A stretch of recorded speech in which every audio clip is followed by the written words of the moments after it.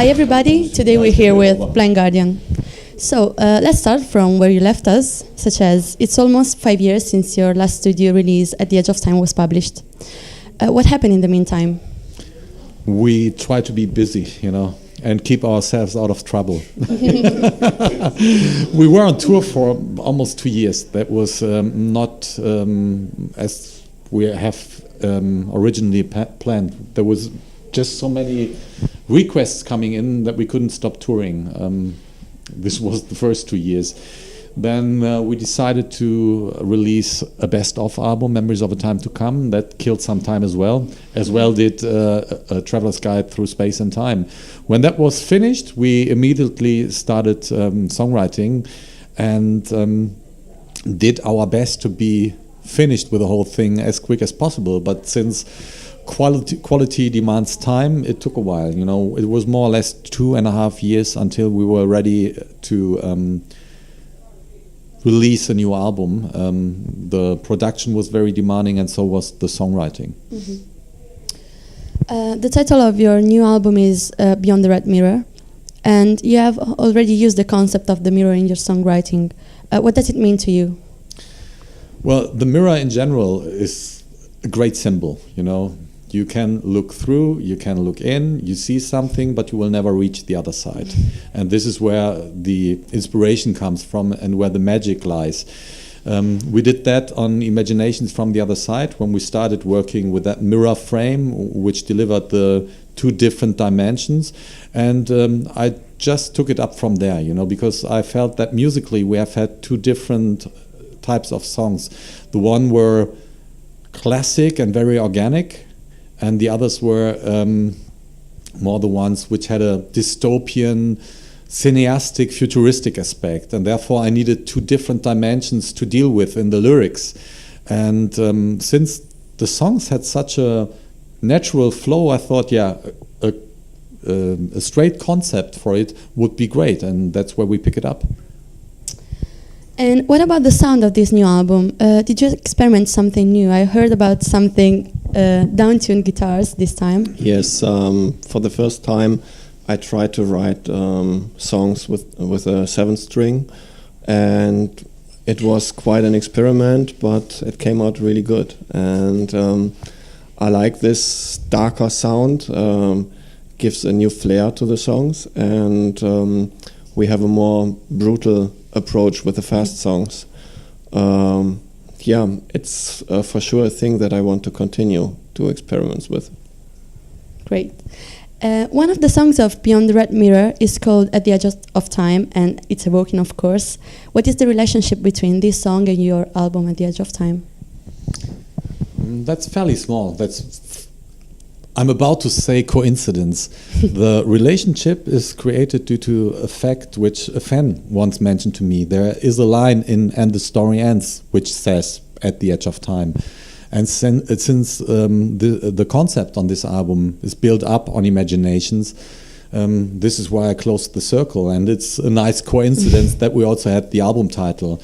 But it's more related to And the Story Ends than to the album title.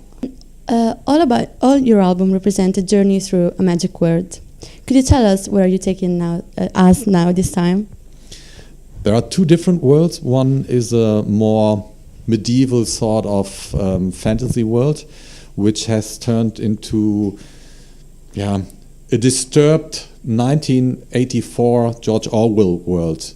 And this other world has a lot of similarities to our world. This is where the boy we met in At the Edge of And the Story Ends lived in and was supposed to leave this world, but he stayed instead.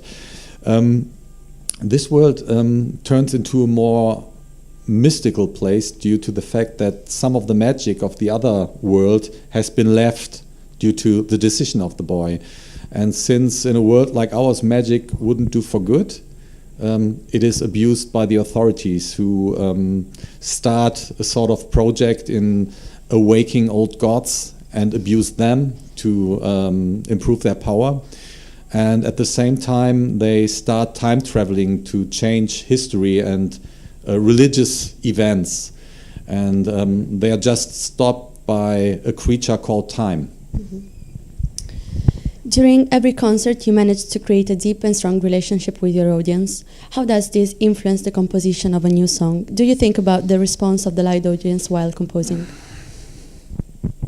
It was the case with the first song we wrote for this album, because we started songwriting right after the tour. We came home and for the song, right? It was at that time was encrypted time, and it's now Ashes of Eternity.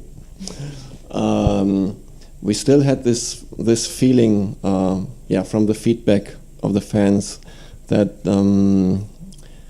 gives you a certain energy, and so I wanted to create something which is like to play on the stage, like with lots of power and very fast. So this song is really has a brutal intro and has a really fast approach, and I think it was because of the live shows before. So you'll be finally back to Italy in May for 2 gigs. How do you feel about this new tour, and what do we have to expect, and what are your expectations? Only the highest, of course, especially for Italy. All the shows we have had here were brilliant, because the Italian fans have a certain way in singing. And this is something I really love and is admirable, because you have different attitudes wherever you play, but I cannot say that I ever heard any group of people singing such a good tune. And this is amazing. It's like a Verdi opera. If we're on stage, and the Italian people are singing, it's wonderful. So this is something we're really looking up for.